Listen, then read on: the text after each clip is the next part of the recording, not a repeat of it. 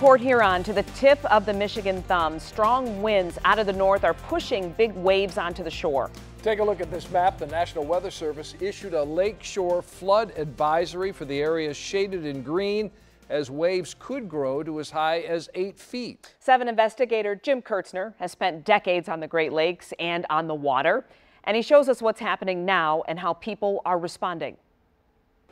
This is Port Austin, the tip of Michigan's thumb. You can see this break wall is protecting this community.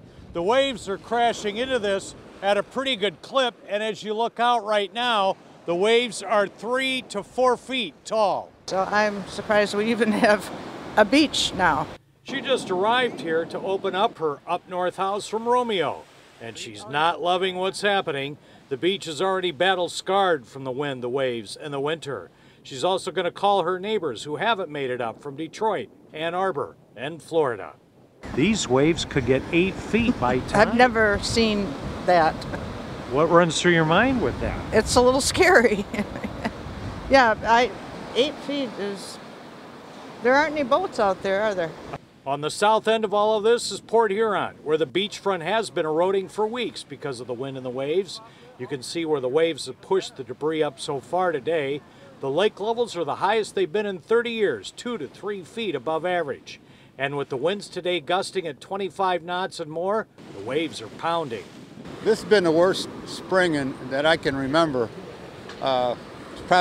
We've had north winds about every other week. Tom is rebuilding the deck on this house they just bought last year. There's nothing better than the lake and the view. JJ is also a lifelong resident and has watched the lake high, the lake low, strong winds, and what some Michiganders call their tsunami. I grew up on Lake St. Clair. I'm accustomed to the cyclicalness of the lakes. It's out of my control. We can only control what we can control. The Lakeshore Flood Advisory is on until the winds die down this evening. In Port Huron, Jim Kurtzner, 7 Action News.